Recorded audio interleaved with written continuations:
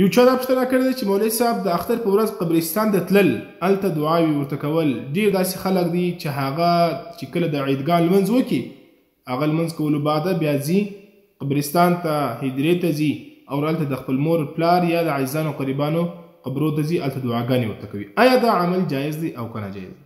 دغه ویډیو د ثواب په خاطر باندې مخکې سره شیر کړئ، خپل هم ضرور وګورئ. د اختر ورځ چې ده هغه د خوشحالۍ ورځ ده.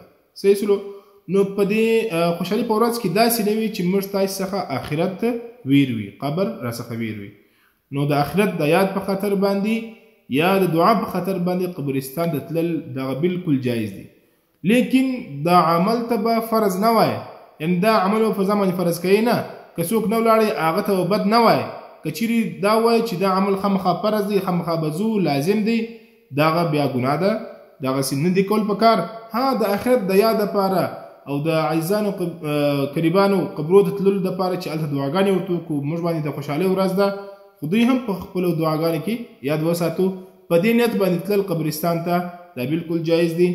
نو د اختر په ورځ باندې باید موږ تاسې د قبرستان طرف ته ولاړ سو او د خوشحالۍ په ورځ باندې هم موږ تاسې د آخرت یاد هغه را تازه کړو او د قبر یاد هغه تازه کړو.